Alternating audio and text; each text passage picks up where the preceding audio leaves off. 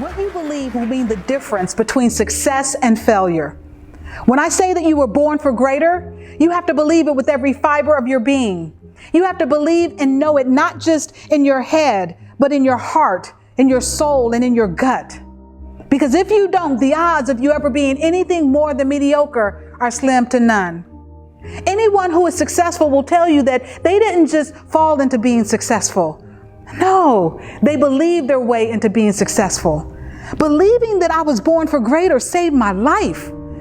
My mom was smart, but she didn't finish high school because at 16, she ran away from home in search of a better and safer life.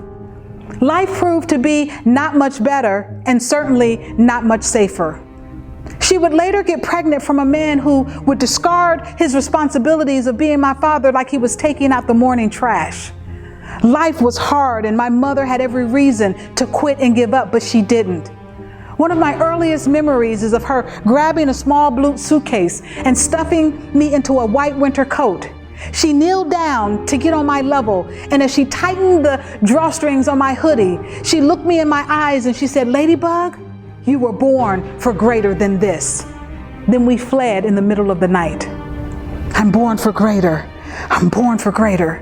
Those words echoed so deep within me that they became part of my DNA, part of how I'm wired. You see, my mom would eventually meet a man who thought the world and the whole universe revolved around her, and he loved both of us deeply and completely. But life was still hard. I learned that in life, it's not about where you start that matters, and it's not even so much about where you finish. It's about how you finish. My start wasn't so promising. I grew up on the south side of Albany, Georgia, in a little white house on Cochran Avenue. I thought my parents went to the grocery store every day because they loved shopping. I eventually realized that it was because they only had enough food to feed us for that day.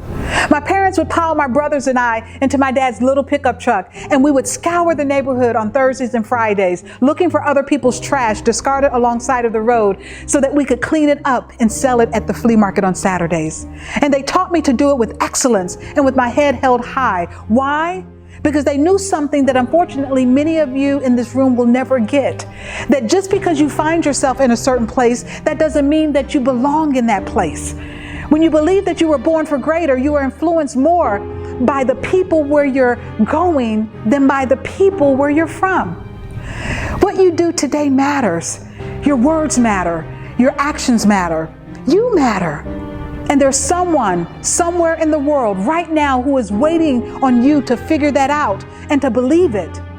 Life is both a teacher and a tester. Life will teach you the lessons that you must learn and test your resolve for what you say you believe. My birth father abandoned me.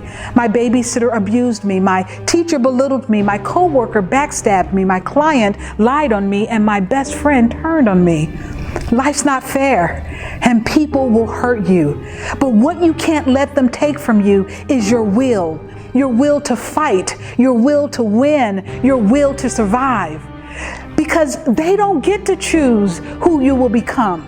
Only you get to choose how your life will matter. What if the negative things happening are not so much about what people are doing to you, but more about what God is trying to do for you and eventually through you? Mr. Wilder was my 9th grade English teacher, and I'll never forget standing at his desk in between classes and hearing him tell me that I would never amount to anything, that I'd probably spend the rest of my life on welfare or drugs. All Mr. Wilder could see was the pregnant teen standing before him.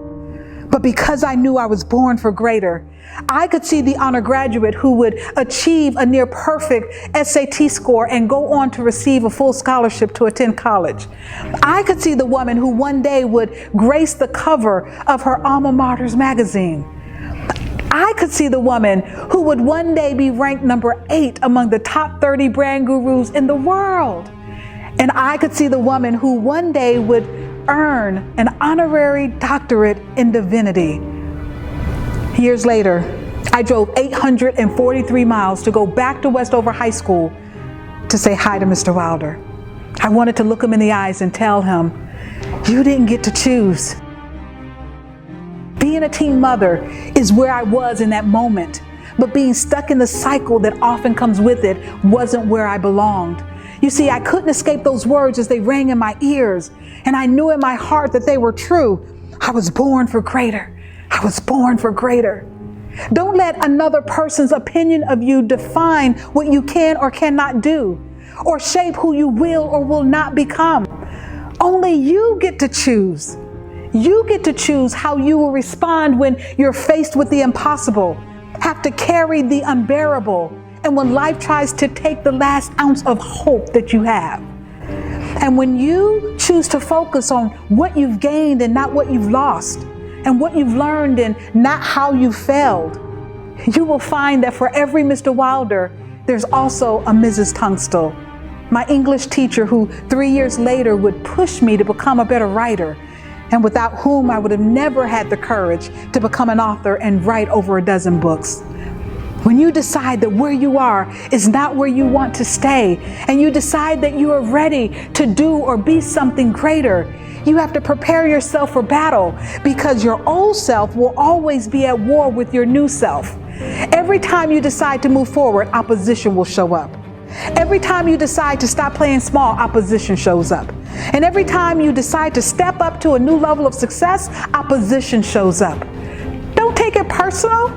Struggle is just a part of the cycle of success. But your commitment to win must be greater than the opposition you face. I know at times you're thinking, I'm getting a whole lot more of the struggle than I'm getting of success. Believe me, I get it, because I've been there. 3 days after my husband quit his job to become partners with me in launching Audacious Faith, the biggest movement and most important work that I had ever led, doctors found 3 tumors and told me at one point that cancer had metastasized throughout my whole body. A week later, I had to airlift my dad from a small regional hospital in Albany, Georgia, to Barnes Jewish Hospital in St. Louis to save his life. Fortunately for me, the diagnosis was false and my tumors were all benign. But I want you to hear what was going through my head. I said, "Death, you have no sting, because if it turns out that I'm healed, I win. And should my time on this earth come to an end, I still win, because my confidence in my destination when this life is over is secure." I'm a daddy's girl at heart, because I spent a lot of time with my dad in his work shed, where I learned valuable life lessons that have really fueled my success. My dad taught me that how you do anything is how you do everything. You can't just show up and work like everyone else. You can't be average and expect to get to the top. You have to give it all you've got. You have to give it everything you've got, and then some. Everyone wants to live like a winner, but few people are willing to work like a winner. When is the last time you visited your local library and bench pressed some books to help you get smarter? Are you part of a mastermind to help sharpen your skills and stretch you to be better? When was the last time you did something that scared you because you were tired of playing small and playing it safe? You can't hide in the shadows any longer, hoping someone else will step up and take charge and help change your life. You get to choose how your life will matter. And at some point in life, you have to realize that your success isn't just about you or even for you. My grandchildren benefit from my success. I've started a company for each of my grandchildren that when they graduate from college, my gift to them won't be a card with $100 and a woohoo. No, when they graduate from college, my gift to them will be their own company. My success is their success, and they're going to gain far more from my success than I ever will.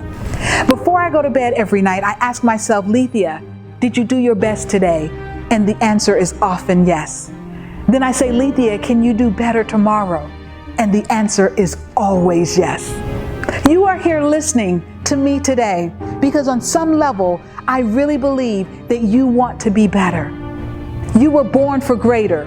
Never settle for less. And always remember that you get to choose how your life will matter.